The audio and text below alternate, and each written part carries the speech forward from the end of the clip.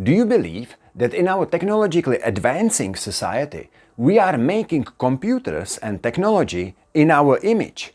In other words, are computers becoming more human, or do you believe that it's the other way around? That we humans are becoming more like computers and rewarding computer-like behavior? I heard this question asked at the podcast by a Harvard professor, and I actually couldn't help it, so I emailed him and I asked him, hey, I heard you this question, and can you point me somewhere? Can you suggest some essays or articles or books? And unexpectedly, he emailed me back. He sent me a long email with various pointers to articles and books, etc., and his opinion as well. And I'm not gonna read you his email here, obviously, but here is how he put it. The issue you are asking about is the ways in which human world is being formed by technology's expectations of us. Now, let it sink in.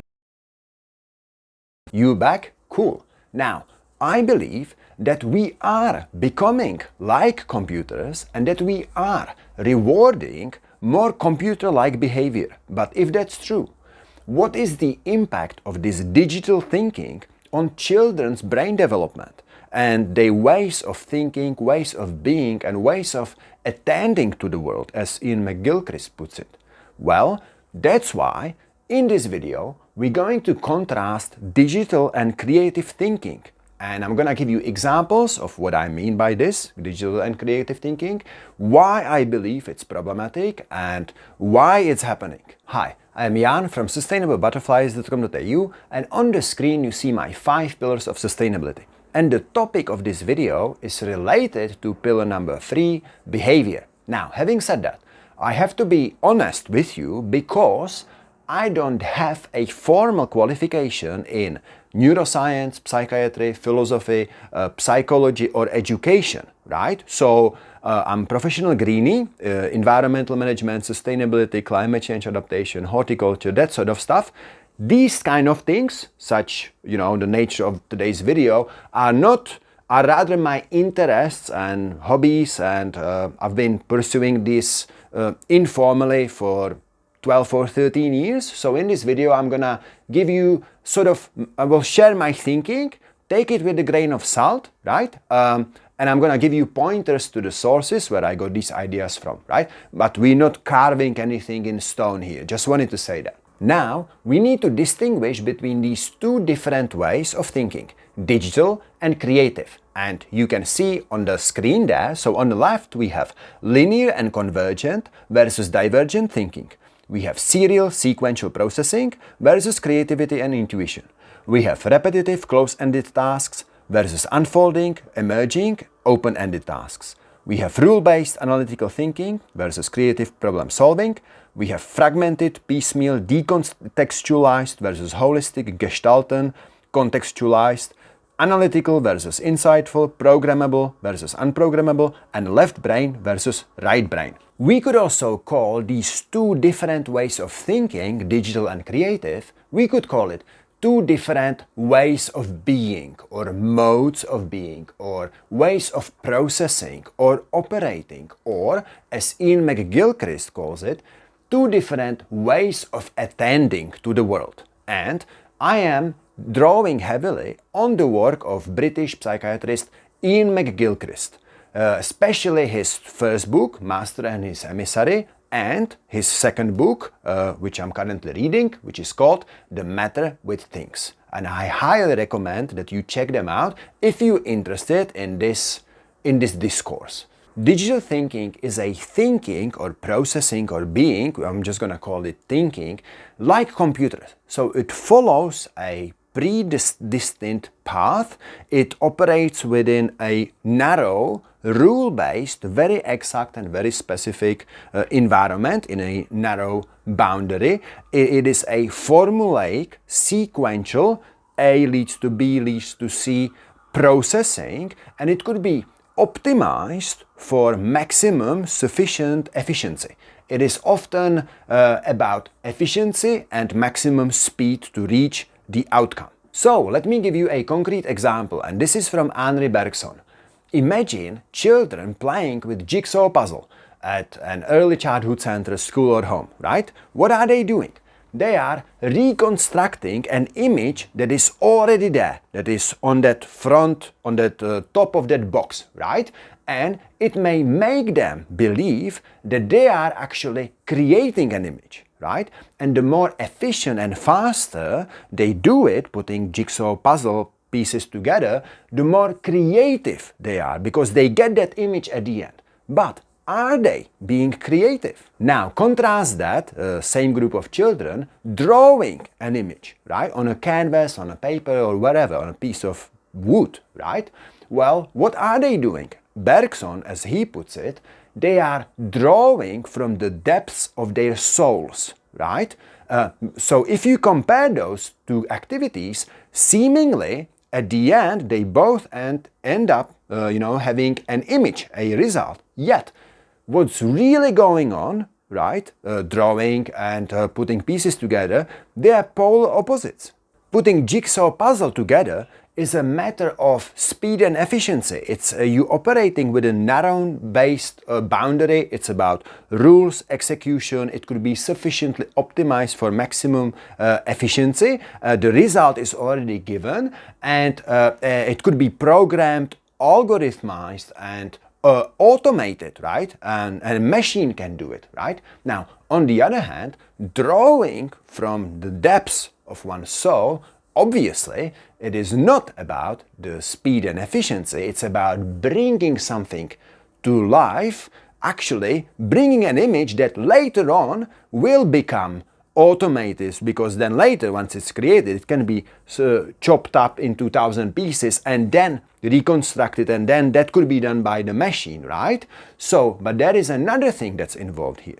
Now, Henri Bergson tells us that in that jigsaw puzzle example, which I call digital thinking here, time to get to that result, that image on the top of the box of the jigsaw puzzle, time can shrink according to the performance of whoever carries out the task. So in this example is the jigsaw puzzle assembler, right? Now, why? Because it depends, A, the result is already given, and B, it's about speed and efficiency. So let's say that you have a giant box of puzzle, right? 1,000 pieces. And first time you do it, it takes you 3 hours to put them all one by one, to put that image together, right? 3 hours. Now, but you keep at it, and the next week you manage to do it in 1.5 hours to get the result, right? The same image. What happened? You have doubled the efficiency and you have halved the time. But let's say that you want to really keep good at it, right? Or you want to be amazing puzzle piece assembler.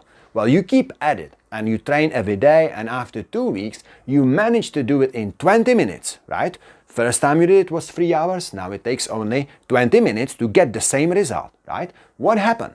You have improved your efficiency 6 times and you have reduced the time by 6, right? Because now you're doing it 20 minutes before it was 3 hours. Now, because this is an example of digital thinking, like computers, where it follows specific or exact rules, right? You can cut it down and then analyze and slice it and compare who is the best puzzle piece assembler or which program is the best, because these are exactly the things that are being automated and will be automated, right?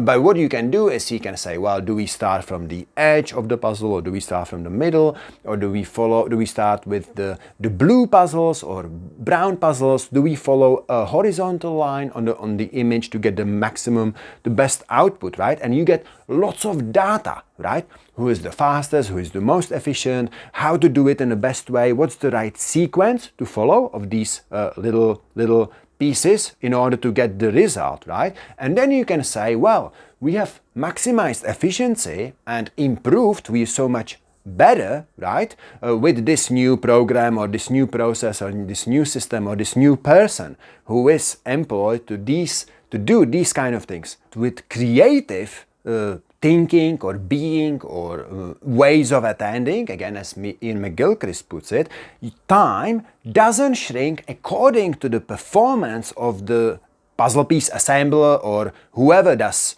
the drawing, right? Because A, result is not given unlike the puzzle piece, but also it's not about just speed and efficiency, because you are creating, you bringing something to life, like a painter or drawer who creates the image. Then only after he's created that, only then it can be cut into 1,000 pieces, converted into a jigsaw puzzle, and then you can find or create or train someone to be like most efficient and fastest to put it all together. But the disadvantage, but it's a quotation mark disadvantage of this creative process of drawing and other creative things, right? Drawing is just an example, is that you don't have, unlike the jigsaw puzzle piece assembly, you don't have that data. You can't put it into like chart and plot it, and you can't say that you have gotten from 3 hours to 20 minutes, or that you have, the best sequence of, executing something, and that is to your disadvantage nowadays, because I believe, it's my belief, that we are becoming more like computers and rewarding more computer-like behavior, which is dependent on that sort of sequential processing, analytics, visualized data, tracking, quantification, and all of that. And I believe that the tendency is to becoming like that and reward these kind of things, like jigsaw puzzle, quick, fast, and efficient, but also validated, right? At the expense of nurturing the activities that actually matter, that are being creative, right? And that also can't be algorithmized and automated. Now, in conclusion, which skills do you think and which activities will be rewarded by society, right?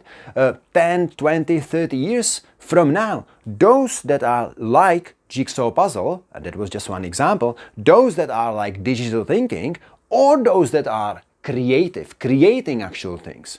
Well, I don't know. I'm not trying to crystal ball here. I don't know what the future will be. And I believe that both of these activities deserve their seat at the table, but I would put jigsaw puzzle, that box, in the bottom drawer, like in preschools and schools and at homes, and I would put canvas and colors and of course many other things that are creative in the top drawer, right? Because these things, jigsaw puzzle like things, are being automated already, and that's not my opinion, they will be. But even if they not, like, who really wants to be just executing things and be like a computer, just because we living in technological age where we're bombarded with infographics and data and these numerical quantified evidence of improvement, and it's always pitched like, oh, this is such an amazing thing, you're so much better, more better and creative and efficient. But you're not, right? You just a little bit more computer-like and a little bit less creative.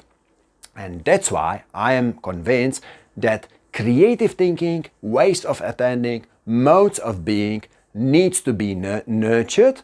I am all for it, and thanks very much for watching. Have a good day. Bye.